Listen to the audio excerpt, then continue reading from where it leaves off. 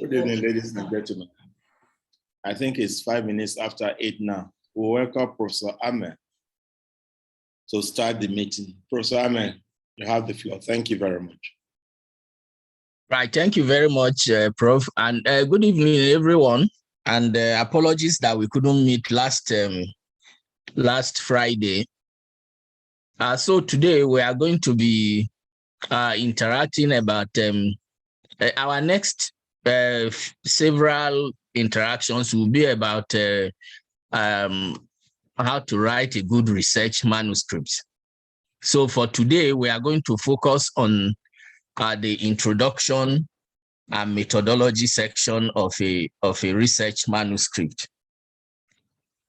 And just to remind us again of for most research manuscripts, they are organized in a way that there's introduction, the methodology section, the results section, there is an acknowledgement section, and then there's a discussion section.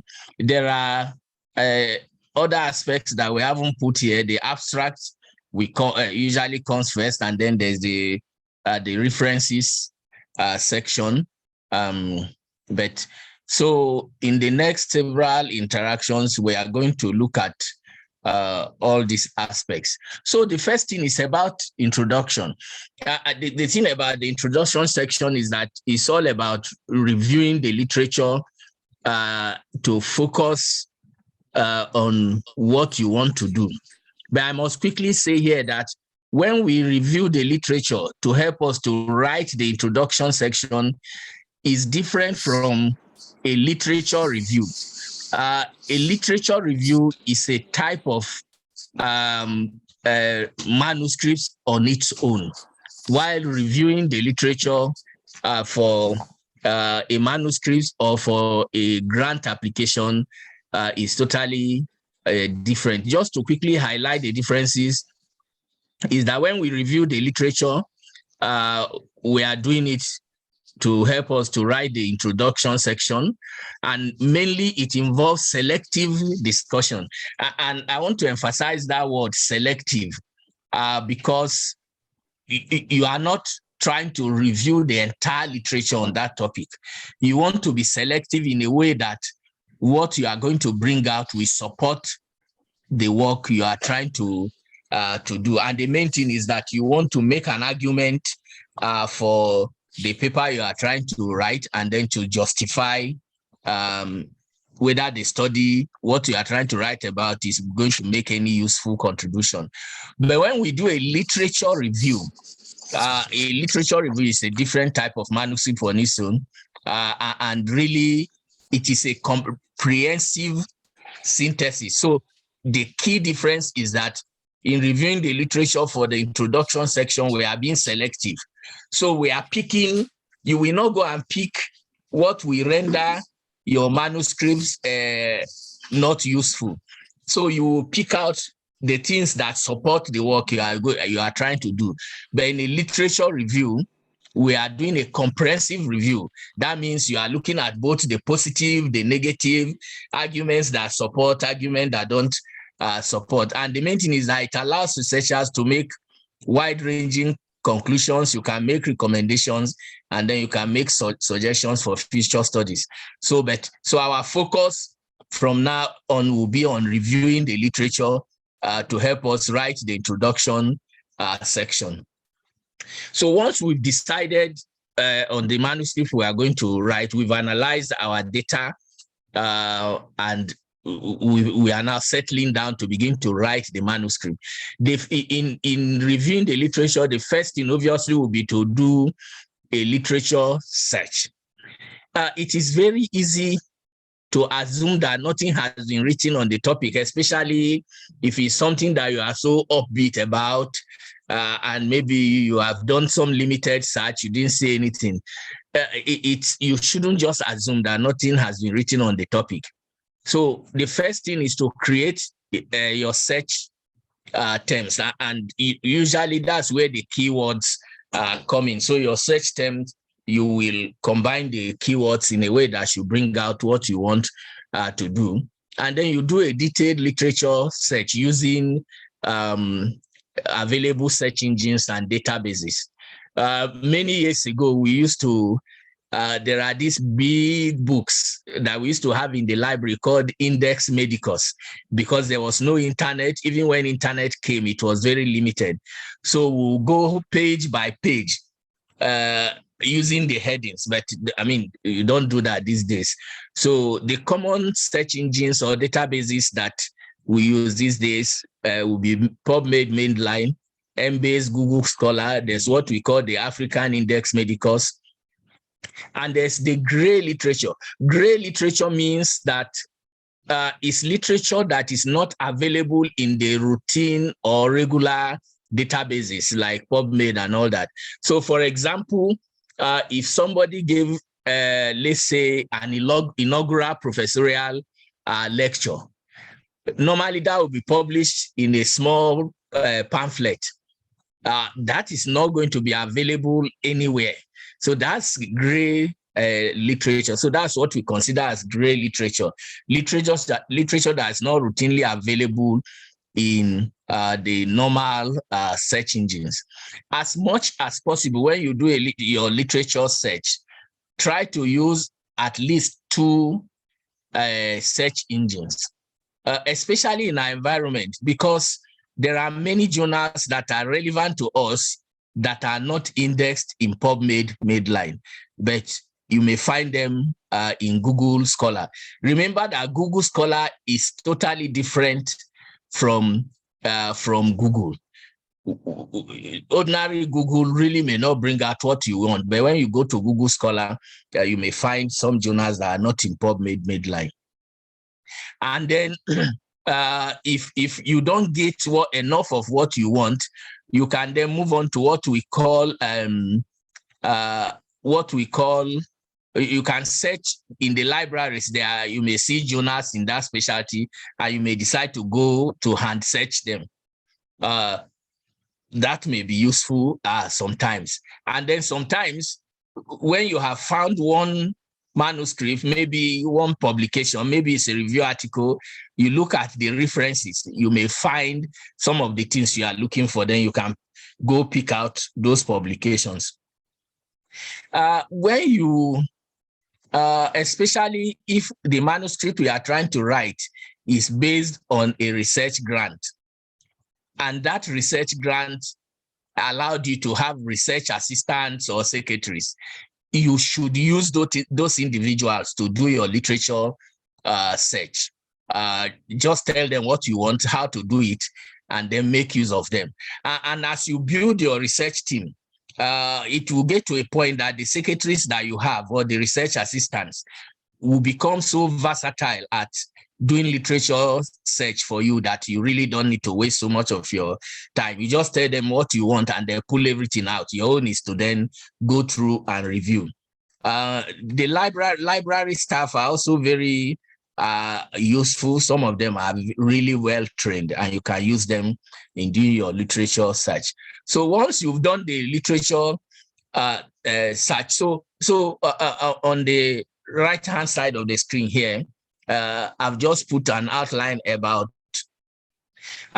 because sometimes if you put your search terms in PubMed or Google Scholar, maybe it brings out 1,000 publications. And what you can do is to quickly screen the titles and eliminate. As you look at the titles, you can quickly eliminate what really doesn't fit into what you are doing. Anyone you are not sure about, you can leave it. If you think the number of publications that are coming out are too many, and maybe you need only 20 references, and then you are getting 1,000 coming in, then you can limit your search either by time, number of years, or age, or location. All the search engines allow you to filter your search in a way that becomes manageable. So once you have picked out the titles you want, you can now look at the abstracts and then eliminate, because you may see a title that fits into what you are doing, but then you look at the abstract and then you find that it's not useful. So once you have screened the abstracts, then you pick out the ones that really fit into what you want to do. Then you get hold of the full text. As much as possible, avoid using only abstracts as your references, unless it's so important and you have done everything possible and you cannot get the full text. So as much as possible, any paper that you haven't read the full text, please don't include it. Don't use it as to support your work. Again, remember that you are not writing a review article. You are trying to pick out things that you are being selective.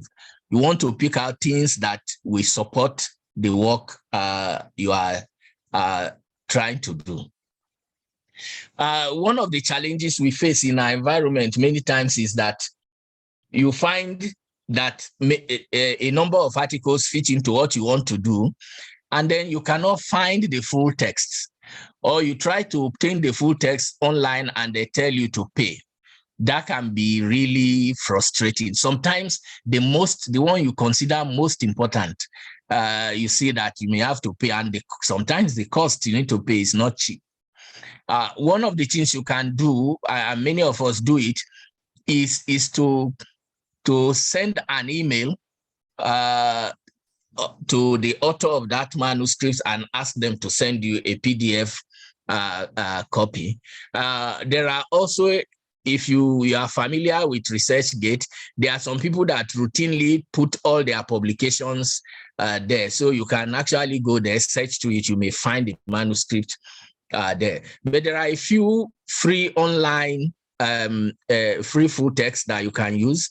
Hinari used to be freely available to us, but Nigeria no longer gets it free.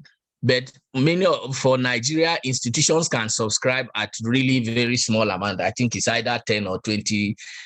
It's not much. You can use Bioline International. It has many journals that are there that you can find relevant to our environment.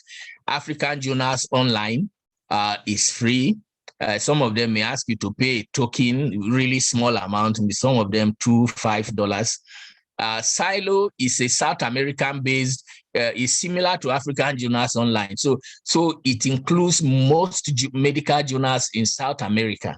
And you know that their setting is similar to our setting. So you may find some of the things you are looking for there. And of course, there's a WHO's Africa Index Medicus. You can also find some manuscript there. But the bottom line is that as much as possible, only use references that you have read the entire full text. Otherwise, because sometimes the abstracts can be misleading, and you may quote some abstracts and find that the reviewers will get back and tell you, no, this doesn't support what you are trying to do.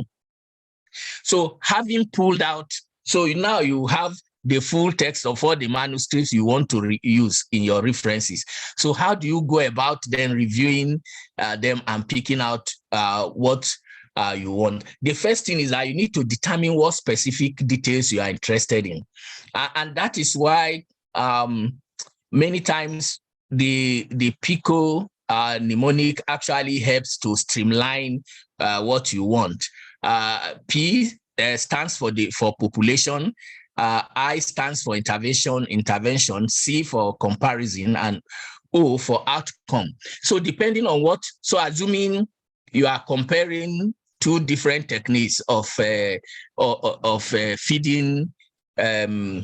malnourished cleft patients. What are you comparing? Is it weight? So it means that your C will be weight. What intervention? You may be looking at two different types of feedings. So that will be your intervention. And the outcome, what exactly are you looking for? Is it weight gain over time, or is it impact on outcome of the cleft repair, or is it the time it takes to get them ready or fit for surgery? And obviously your population will be the malnourished children. So if you follow PICO mnemonic, it helps you to arrange and organize what you are trying to pick out. Many times people ask, how do I really get what I want? So if you follow Pico, it's easy to pull out. You can just create a table, and as you go through each manuscript, you are pulling out the things. So it makes it easy for you. And you must take time to go carefully through each publication. Now, a bad habit that many researchers do sometimes is that they just simply go and lift the list of references from one publication they have seen and put it in their own without having read each of the manuscripts.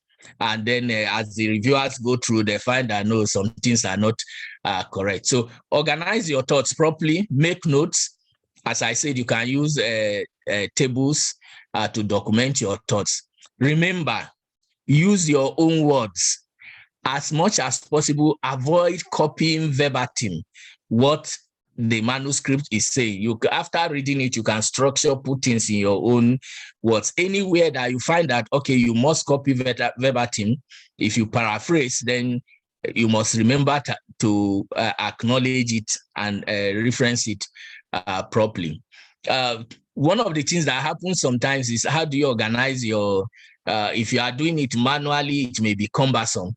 But these days, there are different reference managers that help you to organize your references so that even when the the journal sends it back and maybe they say remove this reference, all you need to do, once you remove it, the reference manager will restructure everything for you.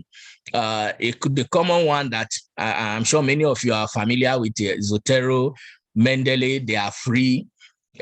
Freely available, open source. EndNote is more robust, but it's a little bit more complex, and you need to subscribe to it. There is also the one created by Cochrane Group that is also free.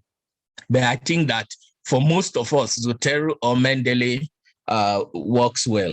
Maybe somewhere down the line, we may be looking at those reference managers. So that's how you now do your critical review. So once you are finished, then you are now ready to write your introduction section. And how do you structure it? So the first thing is you begin by introducing the topic. If you need to do any definition, then define it. So the first paragraph or the first two paragraphs will be about definition, will be about what is already known about that situation. If there are any controversies, you will state them there. Then the next paragraph is that you want to justify why you undertook that research or why you want to publish that manuscript. And how do you do that? You want to say what are the gaps that your manuscript or your research work seek to fill. Is there any innovation? You put it there. So that is what will be the last part of your introduction section once you justify your work, and then before you go to your hypothesis or research question. And then remember that you should never have an introduction section that doesn't have references. Many times as a reviewer, we get manuscripts and then you look at the introduction, there's no reference. So what the author is trying to say is that nothing has ever been written or done in that field, which invariably is hardly correct.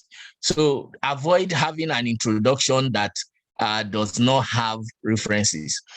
Remember, keep your introduction concise, short, and straight to the point. It should not be more than 2 to 3 paragraphs, and we'll give examples shortly, because journals are very hard pressed for space. Remember, you are not writing a review article. You are trying to write a manuscript based on your research work. So to summarize about the introduction section is that you want to do a critical analysis of the literature you are reviewing. You want to properly organize your introduction section. It must be evidence-based. avoid putting any guesswork. Anything that is not, any statement that you are making in that introduction section should be backed by references. That is not the place to start putting your own views.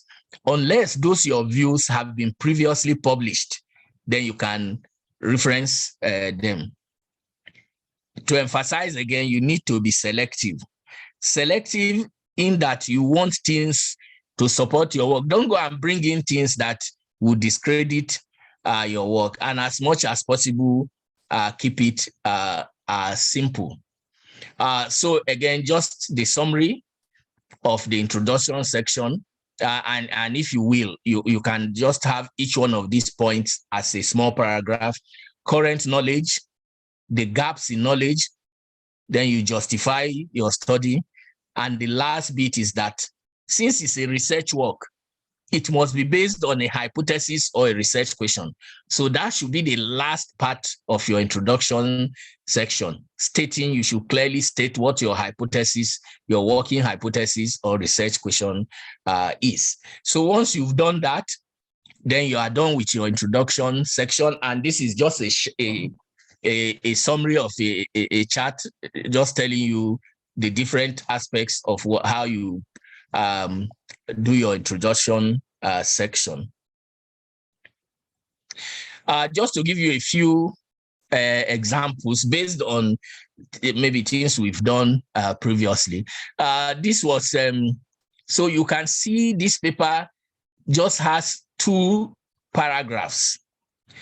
And this is because it's a field that there was not so much controversy. So the first paragraph just says something about current knowledge, what we know about computer knowledge and medical students.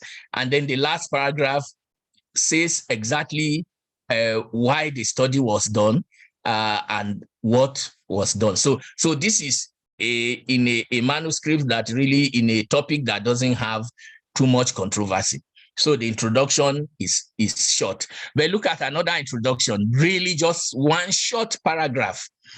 Again, because this is a very narrow field and there is not much controversy. And all it says is one sentence says about current knowledge. The next sentence says about why the study is being done, because it says this condition is not commonly reported. And then the last section says, the last statement says why this manuscript is being reported.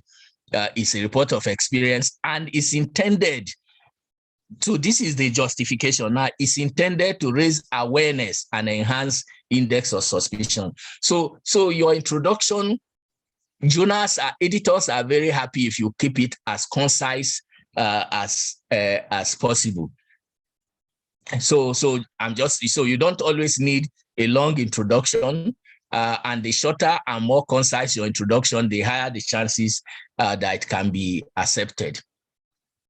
So to emphasize, remember that your manuscript can just be rejected because of a poor introduction section.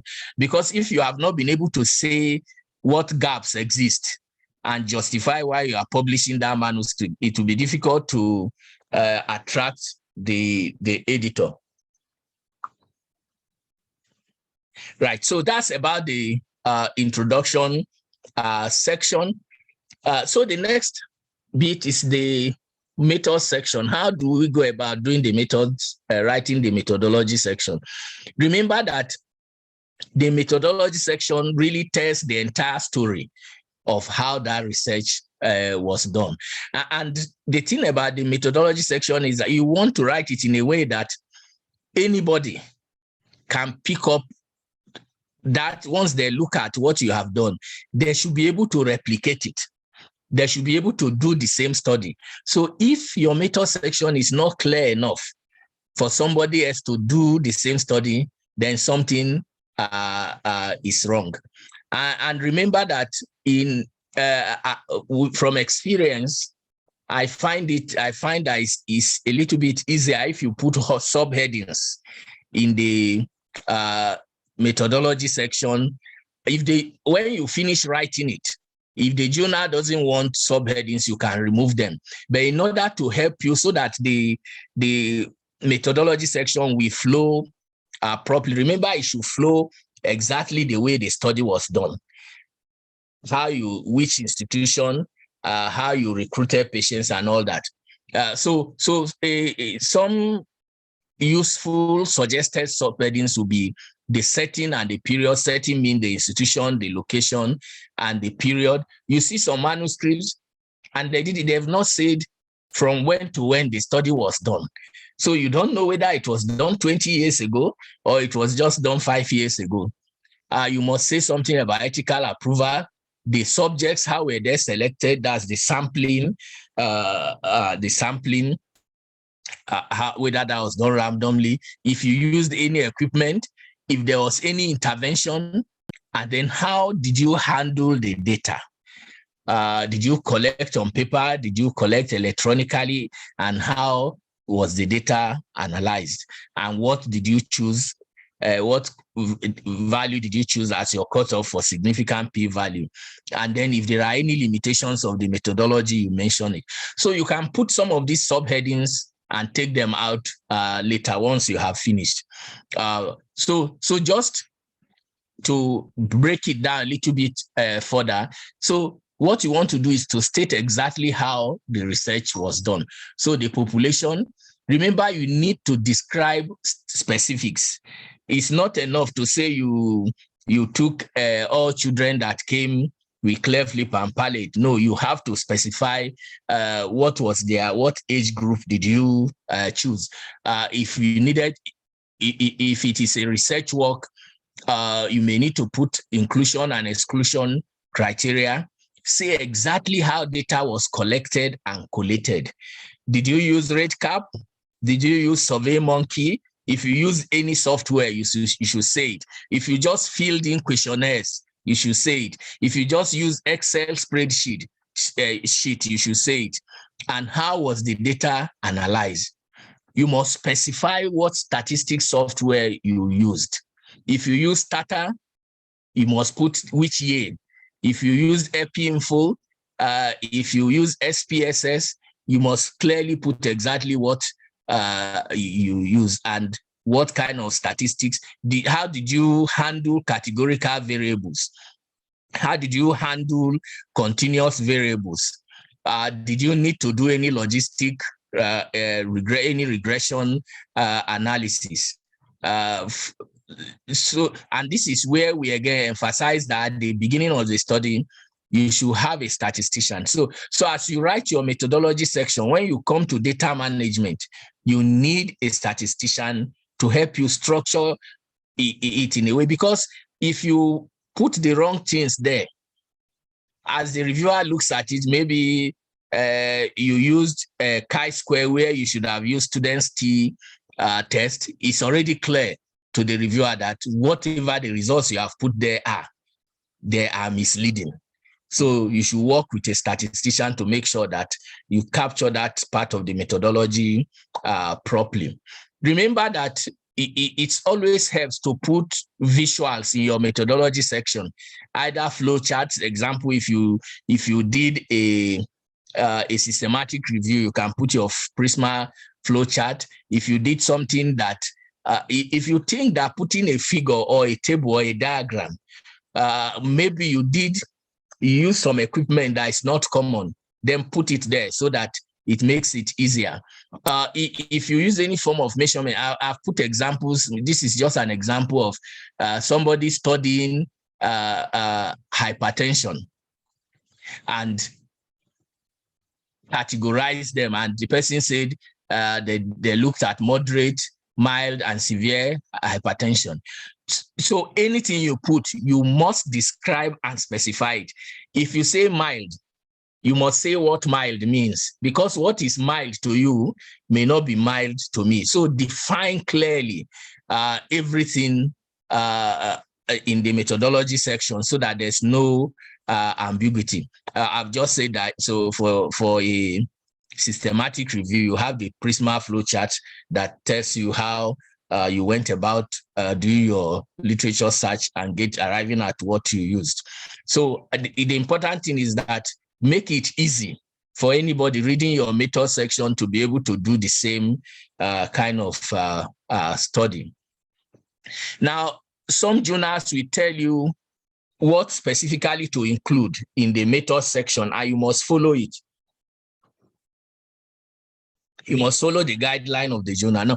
Now I've just pulled out the method section for Nigerian Journal of Clinical Practice. This is the MD Khan journal, and they have specified here that you must include and describe the following aspects: ethics. So here, for this journal, it's not enough to say ethics approval was obtained. No, you must give details, what institution, and if there are any issues about consent, all that should be put there. And they said you must clearly state the study design, selection and description of participants, and the statistics. And they've given you example here. So assuming you did a randomized control trial, the consult guideline or consult checklist, we've talked about checklist before. So almost every type of study you do, there is a checklist. You just need to go to the Equator Network website and you pull out the checklist. That checklist will tell you exactly what should be put in the method section for that type of study. So actually that has simplified it for us. So but look at so this is just method section from a few publications we've made before. So this publication was about reproductive health in Nigeria. And you can see, now this was again a very narrow area. You can see the first paragraph describes the setting: Zaria, Northern Nigeria, and 3 secondary schools. The next paragraph talks about the subjects. 1,070 semi-structured questionnaires was administered to the students. And the last paragraph talks about what was used as cutoff for p-values. So again, this is a very narrow study, but if you did a large study, then you'll be expected to have a more detailed method section. So again, so this is just saying if you compared 2 groups. Now, sometimes you see somebody a manuscript and they say they looked at 2 groups, group A and B, and that's all. They tell you group A was the study and group B the control, but they haven't given you any description of what exactly constituted group A. Yes, we know group A is study group, but what exactly did you do for them? You must clearly spell them out. What exactly did you do for this group B? Everything should be clearly spelled out. You don't want any guesswork at all. You want people to know exactly what you have done. Now, just to give a few tips about things we should do and things we shouldn't do when we write the method section. First thing is that you must adhere to the journal's guideline. Remember, different journals have different guidelines. Avoid a situation where maybe you sent a manuscript to journal A, it was rejected, and instead of looking at the guideline for the journal number B, you just bundle the same manuscript the way it is and sent it to journal B. It will be rejected because the editor will immediately know that you have not read their guidelines. So before you send the manuscript to any journal, please read their guidelines and follow it. Structure the content of the method section in a way that is in a logical sequence, exactly the way the study was done. I've said earlier on, you can use subheadings. Be meticulous, specify key variables. Don't forget ethics approval. Don't forget to give details about your data management and data handling. Be transparent. Anything you didn't do, don't say you did it. Even if with hindsight, you find that, I should have done this, but you didn't do it. So don't put it. And remember that the study has already been done. So your method section should be written in past tense. if you are writing a grant application, your method section will be written in present tense. But if it is for a manuscript, for a research that has already been concluded, it should be in past tense. And what shouldn't you do? Don't describe already known methods. So assuming you did cleft lip repair using Millard's technique, don't start describing. Once you say Millard's technique was used and you put the reference of Millard's technique, everybody who repairs cleft lip knows about Millard's technique. So don't start describing it. Just mention it and put the reference. Avoid unnecessary and irrelevant details. Remember, the method section is not where to start discussing the merits of your work. No. All you are doing is present it the way you have done it. You just want to make it possible for anybody reading it to know what you have done and to be able to replicate the same thing if they so want to do the same kind of study. Right, so to summarize, the method section is just too important. You cannot afford to write it in a sloppy way. So, you know, in the journal, in the manuscript publishing world, there's what we call a flawed. Once the reviewers or the editor consider your methodology flawed, that's the end. When we say it's flawed, it means it cannot be rectified. So write it in a way that we not, yes, they may ask questions, but not in a way that they sit and say, well, I know this researcher has already done the wrong things from the beginning. There's no way to sort it out. Take time and care in writing the method section because it's just too important. You can be forgiven for a sloppy introduction. They can ask you to just make corrections, but the method section, if you are sloppy, then really that's the end of that manuscript for that particular journal. So I think I will stop here for now, and then we can take comments and questions. So open for comments and questions. Yes, thank you. All right. So for participants, questions, comments. Good evening, sir. Yes, please go ahead. Sir, with regards to, as you said that in the method section, if one is describing a particular a standard technique for something, there's no point to describe that technique. So I want to know if, for instance, yes, one is going to use a standard technique, but it's coming with some modifications. Will it be important to describe the technique and then put the modifications in it in this method section? Yes, so because you have done a modification, so it's no longer the standard technique. So you can mention the standard technique, put the reference, but describe your modification. So anything that you have done that is new, you must describe it. Okay. Yes. Aborish Sade, your hand is up, please. Go ahead. Good evening, sir, and thank you for the wonderful session. I have a few questions, and I'll start from the literature searches. I observed that when I read through literature reviews, nobody ever mentions Google itself. Everybody mentions Google Scholar. I'm very familiar with Google searches. In fact, I can say I'm an expert with Google searches, and most times I get all I need from Google searches without even more than I can get from Google Scholar.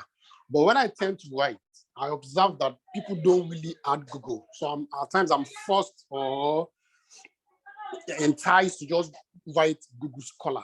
How can I just write Google if I find sources through that? That's one.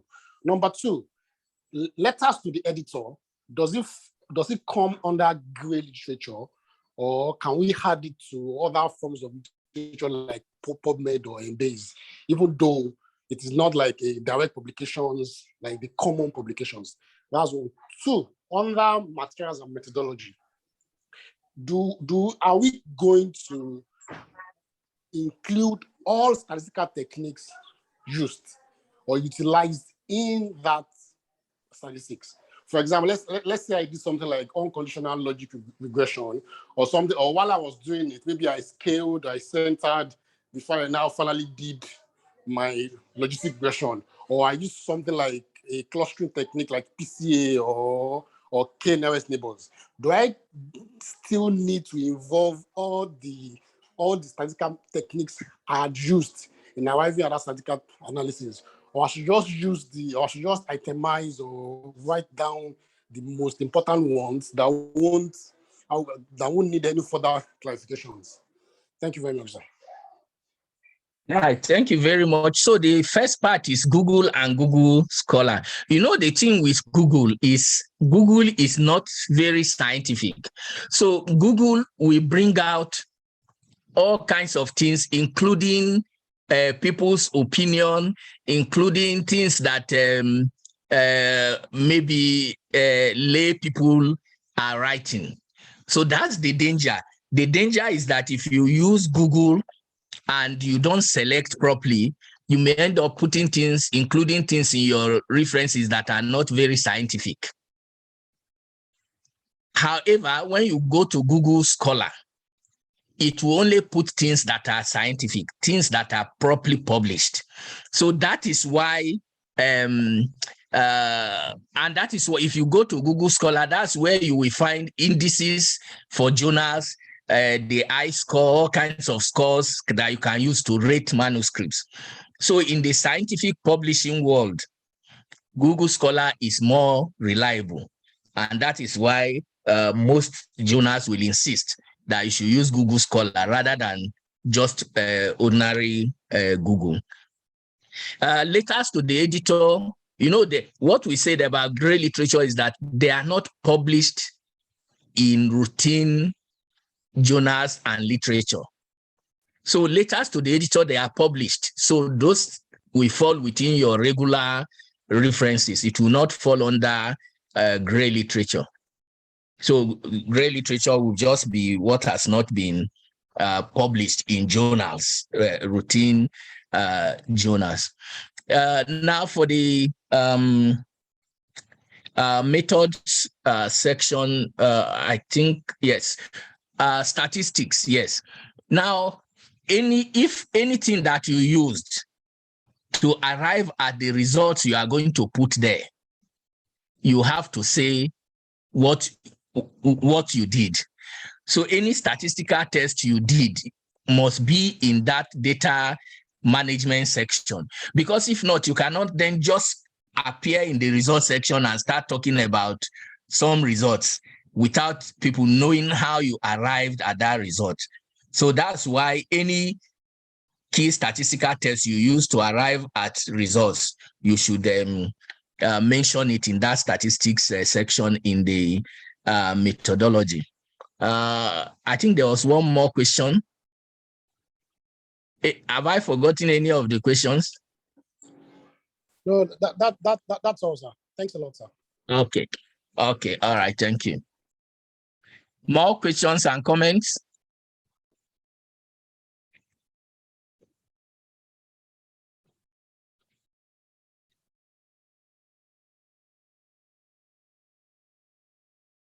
No more hand up.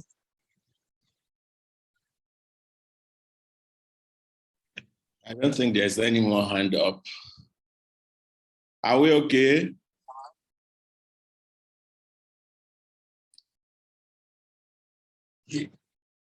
Okay, so if there are no more hands, so I just are there any updates regarding our various research grant applications? Do we have any additional successes? Yes, sir. I have gotten an update last month. Okay. Okay, so you have been given the grant? Yes, sir. Oh, excellent. Okay, good. Congratulations. Thank you, sir. Evening, sir. All right, thank you. Yes. I also got the update, and it was also funded. Oh, excellent. Oh, good. That's good. So is there anybody here whose grant was not funded?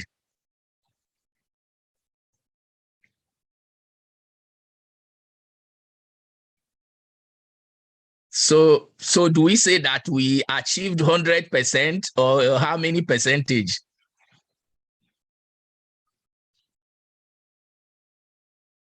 Maybe Professor Adebola, do we have 100% or what percentage Yes, success do we have? I think the only one we have 100%. Dr. Patience submitted two. One was approved, Okay. the other one was pending. But all our applications, I think we've not gotten update from Abubakar from Zaria, and I'm sure that he's Okay. there, right? But I think it has shown the impact of this interaction, and the outcome that we are seeing right now is evidence-based. And I think that is a very good thing for us, and it's a very great encouragement for us to continue what we are doing, so that we can prepare and not make it a one-off thing, so it can come in practice for year. So really want to thank Professor Ahmed for this capacity building and mentorship that is providing for us. And I think it's also good evidence for you, and that, okay, this is what is coming out from this group, and we can make sure that it's continuous, and we make it not only for the Smile Train, also for other TED Fund and other things.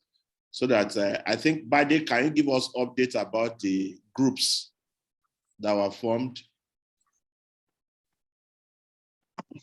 Okay, sir. Currently, sir. Good evening, Prof. Good evening, yes. Yeah, I'm aware of 6 different groups that are working actively. Hopefully, once the Smile Train advert is out, we'll have a minimum of 6 applications from CAN.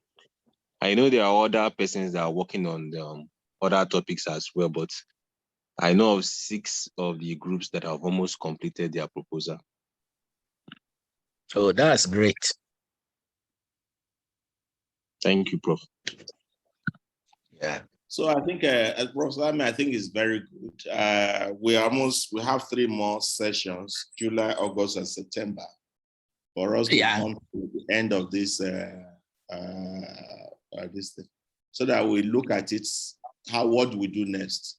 Because I think we should build capacity seriously, so that we can see what we can do and make it more sustainable. So I think I want you to think about it, what the next stage is going to be. How do we scale it up, and how do we consolidate on what we have right now and also improve on it? So I think everybody has done tremendous. Thank you very much. Right, thank you. Thank you, everybody, for working very hard. It's very encouraging. Thank you very much, Prof. Thank you. So on behalf of the House, I want to wish everybody a wonderful weekend, and thank Professor Ahmed, and we look forward to July session. So once again, thank you, everybody, and have a wonderful weekend. All right. Thank you, sir. Happy weekend, Thank you, everyone. Thank you, Happy Prof. weekend. So much. Good night. Okay, bye-bye. Yeah. Good night, sir. Good night.